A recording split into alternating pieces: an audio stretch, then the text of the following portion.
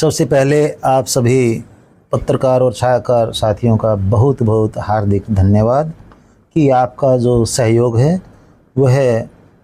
एक तरह से अवर्णनीय सहयोग मैं इसे कहूँगा, क्योंकि मैं पहले दिन से एक ही बात कहता आ रहा हूँ कि आप चौथा स्तंभ हैं लोकतंत्र का। और आप आज के आईटी के ज़माने में जिस प्रकार से सूचनाएं, आप पल पल की सूचनाएं, खासतौर पर हरियाणा विद्यालय शिक्षा बोर्ड की जो परीक्षार्थियों तक, अभिभावकों तक, आम जनता तक जिस प्रकार से देते हैं, इससे जो सूचना का आपस में एक एक्सचेंज ऑफ इंफॉर्मेशन जिसे हम कहेंगे,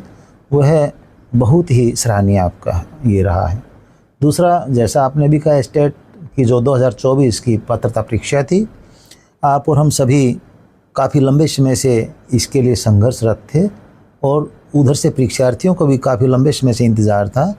जैसे ही माननीय मुख्यमंत्री महोदय, शिक्षा मंत्री महोदय और शिक्षा निदेशालय से हमें इसके बारे में दिशा निर्देश मिले, तो 30 और 31 जुलाई को पात्रता परीक्षा आयोजित की गई। और यह पात्रता परीक्षा 3 चरणों में थी। L3 जिसे हम लेवल 3 कहेंगे, जो पीजीटी के लिए थी, वह 30 जुलाई को सायंकालीन सत्र में 3 बजे से 5:30 बजे तक हुई, जिसमें कुल परीक्षार्थियों की संख्या 1,20,945 थी, लेकिन जो उपस्थिति रही है वह 1,05,000 और 1,05,60 के करीब रही है, यानी 83% उपस्थिति इसमें रही है। इसी प्रकार से आज सुबह के सत्र में, यानी 31 जुलाई को जो पात्रता परीक्षा टीजीटी लेवल 2 के लिए थी, इसमें कुल परीक्षार्थी 2,01,518 थे, जिसमें से 1,67,000 परीक्षार्थी अपीयर हुए हैं। और यदि हम इसका पास प्रतिशत अपीयर प्रतिशत यदि हम देखें तो यह भी 83% यानी 83% के करीब उपस्थिति आज सुबह की रही है। इसी प्रकार से सायंकालीन सत्र में अभी 31 जुलाई को आज जो परीक्षा संपन्न हुई है वह लेवल 1 की परीक्षा थी, जो पीआरटी टीचर्स के लिए थी। और इसमें कुल परीक्षार्थी 82,917 थे, जिसमें 66,000 परीक्षार्थी परीक्षा में अपीयर हुए हैं। और यह भी लगभग 80% के करीब उपस्थिति दर्ज की गई है। और जैसा कि आप और हम सभी जानते हैं कि अपेक्षाएं यही थी कि अभिभावक और परीक्षार्थी पूरी तरह से सहयोग करें, परीक्षा की जो शुचिता है, जो इसकी पारदर्शिता है, उसको बनाए रखें। उसमें परीक्षार्थियों का, अभिभावकों का जो योगदान रहा है, उसके लिए मैं समस्त बोर्ड परिवार, हरियाणा विद्यालय शिक्षा बोर्ड परिवार की तरफ से बहुत आभारी हूँ और इसके लिए सभी को बधाई देता हूँ। साथ साथ मैं यहाँ यह बात और ऐड करना चाहूँगा कि इस 2 दिन की पात्रता परीक्षा में जिस प्रकार से डिस्ट्रिक्ट एडमिनिस्ट्रेशन ने अपना सहयोग और जिस प्रकार से परीक्षार्थियों की सुविधाओं को ध्यान में रखते हुए अपना भरसक प्रयास किए हैं, वह न केवल डिस्ट्रिक्ट एडमिनिस्ट्रेशन की कार्यकुशलता को प्रमाणित करते हैं, बल्कि समाज में भी एक बहुत अच्छा संदेश हम देने में कामयाब रहे हैं, जिसमें समाज में डिस्ट्रिक्ट जिला प्रशासन के प्रति, सरकार के प्रति बहुत ही अच्छी छवि और बहुत ही अच्छा एक आत्मविश्वास ये उभर के सामने आया है। हाँ, छोटी मोटी क्वेरीज आई हैं, क्योंकि मैं पहले भी आपको बताता रहा हूँ 1969 यानी 1969 में हरियाणा विद्यालय शिक्षा बोर्ड की स्थापना हुई थी। और जब 57-58 साल का इतना लंबा कार्यकाल जब कहीं एक अनुभव का होता है, तो वह अनुभव ही मायने रखता है। मैं हरियाणा विद्यालय शिक्षा बोर्ड के सभी कर्मचारी अधिकारियों को भी ये बात पहले दिन बता रहा था कि कॉन्फिडेंस, कोऑपरेशन, कोऑर्डिनेशन बहुत ज़रूरी है सफलता के लिए। तो कॉन्फिडेंस से लबालब हैं हमारे कर्मचारी और अधिकारी, और इसी वजह से इन्होंने न केवल व्हाट्सएप नंबर बल्कि 4 कॉन्टैक्ट नंबर भी साथ में ग्रीवेंसेस सुनने के लिए दिए थे, जिसमें परीक्षार्थियों की छोटी मोटी इस प्रकार की ग्रीवेंसेस थी। किसी परीक्षार्थी को मान लीजिए सेंटर को ढूंढने में कोई दिक्कत आई है, तो फटाक से उनका फ़ोन आया है और तुरंत उनका वह निवारण किया गया है। कुछ परीक्षार्थियों के जैसे रोल नंबर्स में करेक्शन थे, तो जब परीक्षार्थियों ने इससे संबंधित दिशा निर्देश यहाँ से मांगे, तो उन्होंने जल्दी से जल्दी उनका निवारण किया है। क्योंकि हम सभी जानते हैं परीक्षा एक ऐसी अवस्था होती है जिसमें यदि इंसान को कहीं थोड़ा सा भी डाउट हो तो उसका कॉन्फिडेंस लेवल गिर जाता है। तो कोशिश की गई है कि परीक्षार्थियों का जो कॉन्फिडेंस लेवल है वो बना रहे, और जिस प्रकार से मैंने खुद अनुभव किया है, परीक्षार्थी बड़े रिलैक्स्ड और बड़े खुश थे। उन्होंने परीक्षा को एक उत्सव की तरह लिया है और मुझे लगता है कि परिणाम भी काफ़ी अच्छे रहेंगे। मौसम को देखते हुए और इसके साथ साथ जिस प्रकार से हम एक्सपेक्ट कर रहे थे, कहीं कुछ इस प्रकार की छोटी मोटी कमियां रही हैं, लेकिन अल्टीमेटली उन सब को मेकअप कर लिया गया है, क्योंकि हमारी टर्म एंड कंडीशंस ये रही हैं कि परीक्षार्थियों की जो बायोमेट्रिक रिकॉर्ड है वह न केवल इस परीक्षा से संबंधित है, जब वो आगे सर्विस में कहीं अप्लाई करेंगे तो वहाँ भी हम इस डाटा को हरियाणा पब्लिक सर्विस कमीशन और स्टाफ सिलेक्शन कमीशन से शेयर करते हैं, जहाँ यह पता लगाया जाता है कि यहाँ जो अप्लाई करने वाला अभ्यर्थी है, क्या यह वही अभ्यर्थी है जो एस्टेट परीक्षा में अपीयर हुआ था। तो इसलिए इसके लिए हमारा जो एक सिस्टम है वो बहुत ही फुल प्रूफ है और उसमें किसी प्रकार की कहीं कोई कमी नहीं रही है। सर, उत्तर पुस्तिका कैसे रहेगा, कैसे टच रहेगा विद्यार्थी आपके साथ? अब जैसे 2 फेज़ होते हैं, एक प्री एग्ज़ाम फेज़ हम कहते हैं, दूसरा पोस्ट एग्ज़ाम फेज़ हम बोलते हैं। अभी 5:30 के बाद जो फेज़ शुरू हो गया है वो पोस्ट एग्ज़ाम फेज़ शुरू हो गया है। और मैं आप सभी पत्रकार साथियों को बताना चाहूँगा कि तीनों लेवल की आंसर की हरियाणा विद्यालय शिक्षा बोर्ड की वेबसाइट पर अपलोड होने जा रही है, जो कि अभी 5 मिनट के बाद ही उपलब्ध हो जाएगी। और इसके साथ साथ जैसा आपने बताया कि जो आंसर बुक्स हैं, यानी ऐसा कई OMR शीट्स जो हैं, उनकी आगे की अब क्या प्रोसेस रहेगी, माननीय सेक्रेटरी महोदय के दिशा निर्देशन में इनकी इमेज रिकॉर्डिंग जो होता है स्कैनिंग के थ्रू शुरू कर देंगे। स्कैनिंग हो जाएगी। उसके साथ साथ हमने यह ऑप्शन भी परीक्षार्थियों को अभी से दे दिया है कि यदि किसी क्वेश्चन पर कोई ऑब्जेक्शन है तो वे 1000 रुपये प्रति प्रश्न के हिसाब से 3 तारीख तक अपने ऑब्जेक्शन दर्ज करवा सकते हैं। और यदि उनके ऑब्जेक्शन जो विषय विशेषज्ञ हैं उनके द्वारा प्रमाणित कर दिए जाते हैं कि यह ऑब्जेक्शन सही है, तो उनको बाकायदा उस प्रश्न का लाभ उनके भविष्य को ध्यान में रखते हुए दिया जाएगा। और इस प्रकार के जो प्रश्न होंगे जो ये सिद्ध हो जाएंगे कि ऑब्जेक्शन सही है, रिजल्ट डिक्लेयर होने के 3 महीने के अंदर अंदर परीक्षार्थी अपनी फीस भी वापस ले सकेगा। बहुत जल्दी रिजल्ट आ जाएगा। हमारी कोशिश रहेगी कि अगस्त के तीसरे सप्ताह तक हम रिजल्ट घोषित कर दें। सर, यहाँ हमने इंस्टॉल किए थे 24 परीक्षा केंद्र, जो 24 शहरों के जो परीक्षा केंद्र थे उनके लिए, उनको बाकायदा लैपटॉप से कनेक्ट किया गया था और 48 एक्सपर्ट्स, IT एक्सपर्ट्स हमने उसके लिए साथ में यहाँ पर ये हायर किए थे। तो जहाँ तक सवाल है कि कोई मतलब ऐसी किसी प्रकार की एक्टिविटी जो एग्ज़ाम की पवित्रता या एग्ज़ाम की मतलब एक निष्पक्षता पर कोई क्वेश्चन या इंटरोगेशन लगाए, ऐसी कोई एक्टिविटी नहीं आई है। सर, कोई UMC बना है इस पूरी परीक्षा में? कोई UMC नहीं बना है और इससे साफ साफ सिद्ध होता है कि परीक्षार्थियों को न केवल सरकार की कार्यशैली पर विश्वास है, बल्कि इसके साथ साथ उनको जो आज के टाइम की ये इंफॉर्मेशन टेक्नोलॉजी है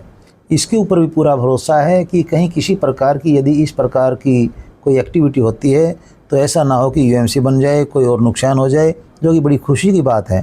कि परीक्षार्थियों में एक ऐसा मैसेज गया कि अवेयरनेस ऐसी आई है कि वो टेक्नोलॉजी पर और सरकार की कार्यशैली पर विश्वास किया है। पर्सोनेशन का कोई केस ऐसा सामने नहीं आया है। मैंने पहले भी आपको बताया था कि AI टेक्निक से हम यहाँ इसमें कैमरा यूज़ करके इस पद्धति के द्वारा हम फिशिंग और बायोमेट्रिक वेरिफिकेशन करेंगे। और इसमें परीक्षा केंद्रों पर न केवल आज की बल्कि ऐसा कोई यदि कोशिश करता तो उसके पीछे की भी सारी जो इन्फॉर्मेशन थी वो वहाँ एक्सपोज हो जाती और ये बहुत ही प्रभावशाली रहा है। इसमें कोई इस प्रकार का केस सामने नहीं आया। कर्मचारी या अधिकारी जिसकी? हाँ, आज मेरे नोटिस में 1-2 परीक्षा केंद्रों पर कुछ थोड़ी बहुत इस प्रकार की लापरवाही सामने आई है, जो कि परीक्षा नियमों के अनुरूप, जैसा कि मैंने पहले कहा है कि हम इसमें परीक्षा में जो क्वालिटी है और जो इसकी इंटीग्रेटेड सेंटिटी है उसके साथ कहीं कंप्रोमाइज़ हम नहीं करना चाहते। 1-2 जगह नियमों को अच्छी तरह से प्रभावशाली ढंग से लागू नहीं किया है और उनके प्रति जो कुछ भी विभागीय कार्रवाई बनेगी उसके बारे में लिखा जाएगा। कर्मचारी केंद्र अधीक्षकों के बारे में ही थोड़ा ढील आई है। शायद उन्होंने या तो दिशा निर्देश ठीक नहीं पढ़े होंगे। एक और दो परीक्षा केंद्र ही ऐसे हैं जो मेरे नोटिस में हैं। जिले आज मैंने महेंद्रगढ़ डिस्ट्रिक्ट में विजिट किया है, वहाँ कुछ थोड़ी ढील है, बाकी और कोई ऐसी बात नहीं है। बिल्कुल बताना चाहूँगा कि हरियाणा विद्यालय शिक्षा बोर्ड द्वारा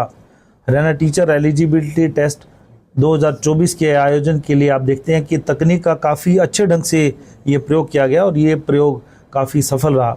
तकनीक की जहाँ तक हम बात करते हैं, यहाँ सीसीटीवी के द्वारा कमांड एंड कंट्रोल सेंटर जो राज्य स्तरीय यहाँ बनाया गया था,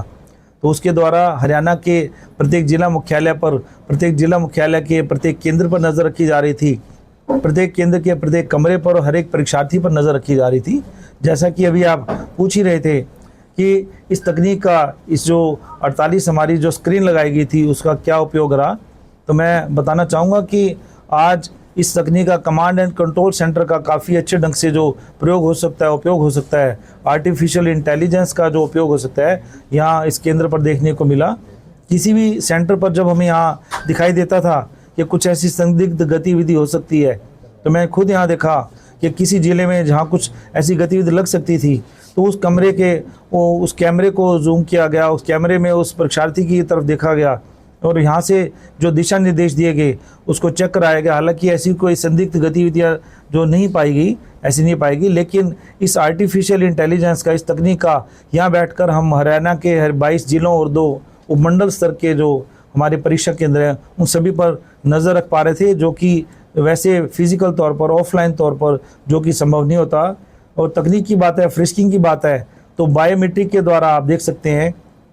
कि बायोमेट्रिक के द्वारा प्रत्येक परीक्षार्थी के बारे में हम जांच कर रहे थे कि कहीं वही परीक्षार्थी है या कोई अन्य परीक्षार्थी है, तो उसके सभी तथ्यों के बारे में हमें यहीं बैठे पता चल रहा है। और यहीं बैठकर, जैसा कि अभी चेयरमैन साहब ने भी बताया कि आज जो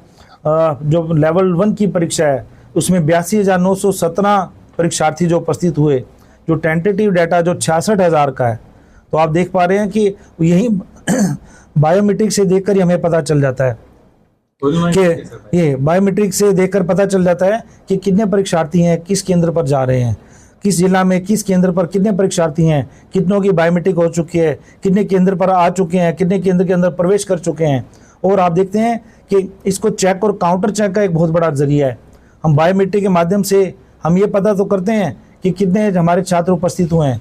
और जब हम बायोमेट्रिक के डाटा को अंदर हमारे जो सेंटर सुपरिटेंडेंट के डाटा से मिलान करते हैं, मान लीजिए एक परीक्षा केंद्र पर बायोमेट्रिक का डाटा 303 दिखा रहा है और अंदर के डाटा से फिजिकल मिलान करते हैं 306 व्यक्ति हैं, तो हमें अंतर पता चलता है कि 3 व्यक्तियों का बायोमेट्रिक है और उन्हें परीक्षा केंद्र के बाहर आने से पहले उनका जो है बायोमेट्रिक किया जाना आवश्यक है। ये भी तकनीक है। तकनीक का एक और साधन आप देखते हैं, जैमर है। तो जैमर के द्वारा अगर परीक्षा में कोई, जैसे जैसे तकनीक बढ़ रही है वैसे वैसे अनुचित साधनों का प्रयोग भी बढ़ रहा है, तो उन अनुचित साधनों के प्रयोग को रोकने के लिए हरियाणा सरकार द्वारा, जैसा सीईटी में भी देखते हैं, आज एस्टेट में भी आपने देखा कि जैमर के द्वारा इस तकनीक का कोई दुरुपयोग ना कर पाए और परीक्षार्थी हैं अपने ज्ञान के आधार पर ही अपनी परीक्षा में जो क्वेश्चन है वो अटेम्प्ट कर सकें। इसी के साथ ही तकनीक का एक और उपयोग वीडियोग्राफी की बात है। इसमें एस्टेट में आप देखते हैं विशेष तौर पर परीक्षार्थी है जो अपना आई कार्ड लेकर, जो अपनी आइडेंटिटी लेकर, जो अपना रोल नंबर लेकर अपने सामने रखकर उसकी फ़ोटो खिंचवाते हैं, जो कि हमारे रिकॉर्ड का विषय है। उसकी बायोमेट्रिक भी हमारे पास है, सीसीटीवी की फुटेज हमारे पास हैं और उसकी वीडियोग्राफी भी हमारे पास है। और कंट्रोल रूम की बात करते हैं, इस तकनीक का प्रयोग करते हुए जो सीसीटीवी लगाए गए हैं उस परीक्षा केंद्र पर जो हमने एक एलईडी की व्यवस्था की है, लैपटॉप की व्यवस्था है कि वहाँ हमारा सेंटर सुपरिटेंडेंट है, वो अपने केंद्र पर बैठकर, एक स्थान पर बैठकर भी, यदि 16 कैमरे लगे हुए हैं, 16 कमरे हैं,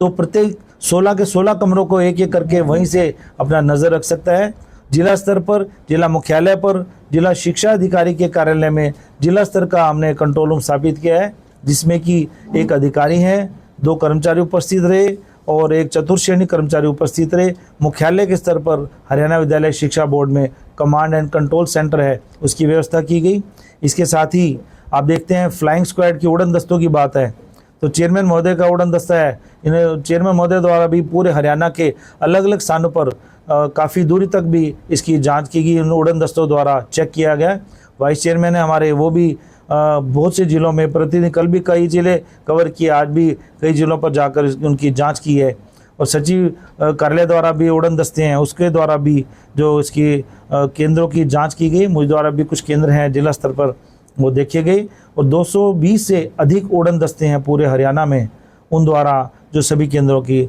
चेकिंग की गई है। तो देखते हैं कि तकनीक के साथ ऑफलाइन के साथ ऑनलाइन का भी, ऑनलाइन के साथ ऑफलाइन का भी प्रयोग किया गया, तकनीक के साथ अनुभव का भी प्रयोग किया गया। और आज जो कल की लेवल 3 की, आज लेवल 2 की और 1 की परीक्षा जो 1352 केंद्रों पर, जिसमें 4,05,380 से अधिक जो अभ्यर्थी थे, जिसमें से आप देखते हैं कि लेवल 3 में 1,05,59 परीक्षार्थी उपस्थित हुए। और कल आज लेवल 2 में 2,01,518 में से 1,67,000 जो हमारे परीक्षार्थी उपस्थित हुए। और 82,917 जो लेवल 1 की परीक्षा थी,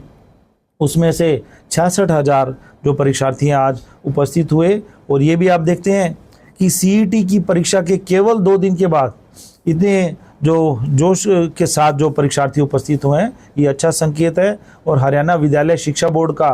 जो पहले भी काफ़ी अच्छा इतिहास रहा है स्टेट को आयोजित करने का, उस जो रिकॉर्ड को है, उस रिकॉर्ड को भी दोबारा से हरियाणा विद्यालय शिक्षा बोर्ड ने इसको दोहराया है। और मैं बधाई देना चाहूँगा हमारे जो अनुभव को, जो हमारे जो हरियाणा विद्यालय शिक्षा बोर्ड के जो अध्यक्ष हैं, वो एक अच्छे शिक्षाविद भी हैं और हरियाणा विद्यालय शिक्षा बोर्ड का प्रशासन का भी अनुभव है, तो उस अनुभव का भी हमें लाभ मिला। और साथ ही मैं धन्यवाद करना चाहूँगा हमारे मुख्यमंत्री महोदय का, जिन्होंने सीईटी की परीक्षा के दौरान ही एस्टेट जो वीडियो कॉन्फ्रेंस की गई, उसी दौरान सभी जिला अधिकारियों को, चाहे प्रशासन के अधिकारी हैं या पुलिस के अधिकारी हैं या हमारे डीजी ट्रांसपोर्ट हैं, अन्य अधिकारी हैं, उन सभी को निर्देश दिए कि सीईटी की तरह ही additional chief secretary home department का, जिनके द्वारा पुलिस की काफ़ी अच्छी व्यवस्था की गई, और मुख्य सचिव द्वारा, सर द्वारा विशेष तौर पर व्यक्तिगत तौर पर सभी जो जिलाधीश हैं, सभी हमारे जो उपायुक्त महोदय, उनको व्यक्तिगत तौर पर